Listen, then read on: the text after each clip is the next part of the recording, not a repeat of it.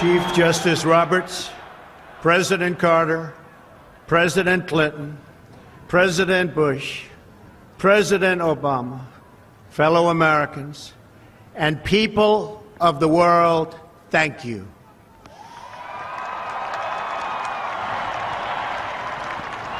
We, the citizens of America, are now joined in a great national effort to rebuild our country and restore its promise for all of our people.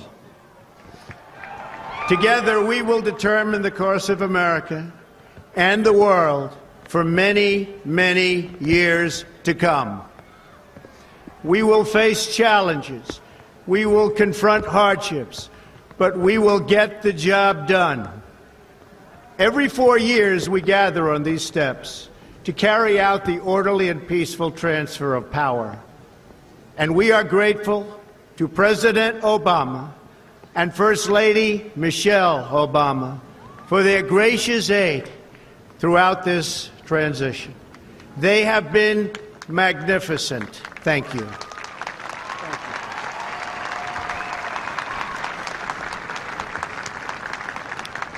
Today's ceremony, however, has very special meaning, because today we are not merely transferring power from one administration to another or from one party to another, but we are transferring power from Washington, D.C., and giving it back to you, the people.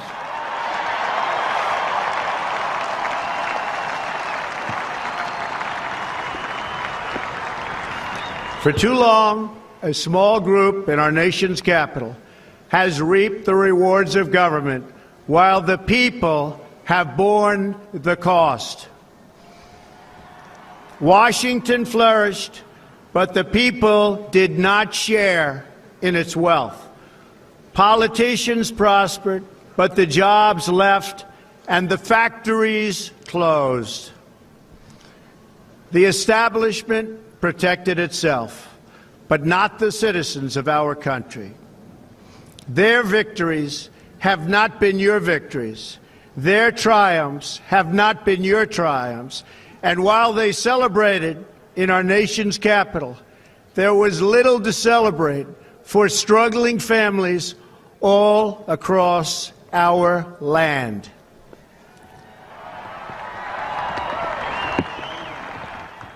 That all changes starting right here and right now, because this moment is your moment. It belongs to you.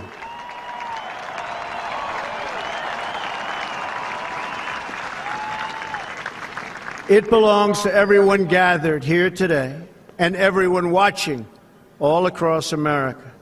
This is your day. This is your celebration. And this, the United States of America, is your country.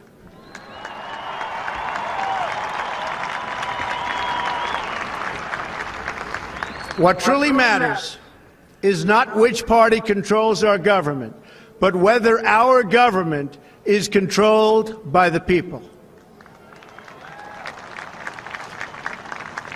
January 20th, 2017 will be remembered as the day the people became the rulers of this nation again.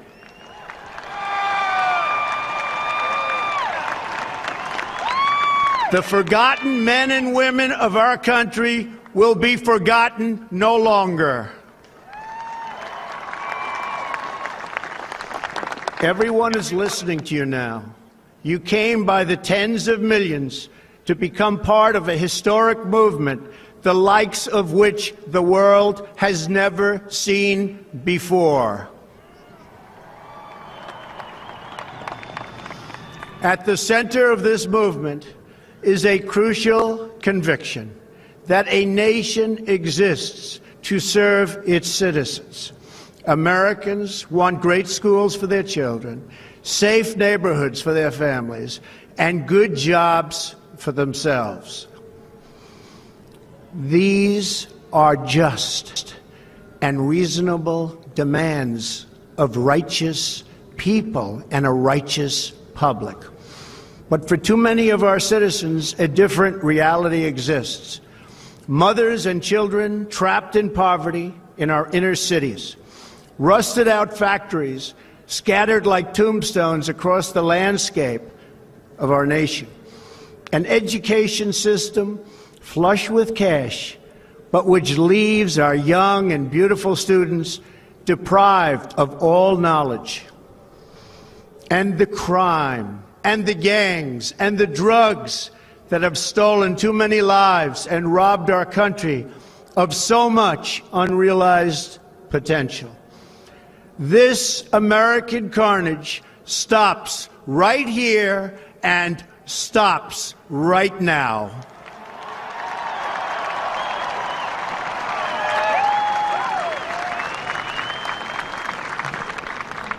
We are one nation, and their pain is our pain. Their dreams are our dreams, and their success will be our success. We share one heart, one home, and one glorious destiny. The oath of office I take today is an oath of allegiance to all Americans.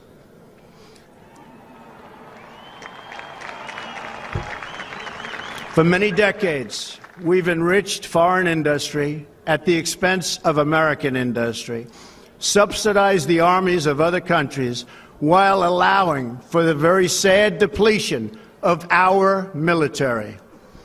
We've defended other nations' borders while refusing to defend our own.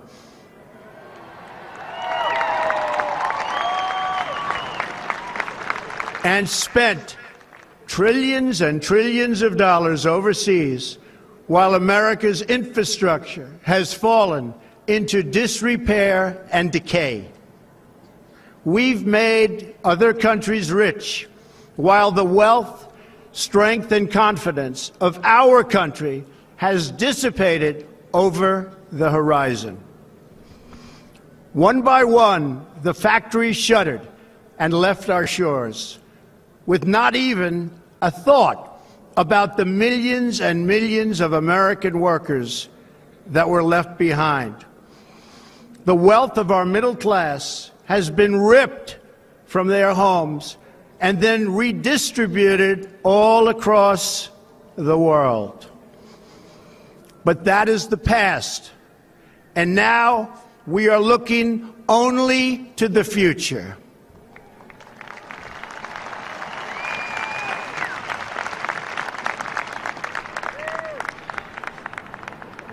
We assembled here today are issuing a new decree to be heard in every city, in every foreign capital, and in every hall of power.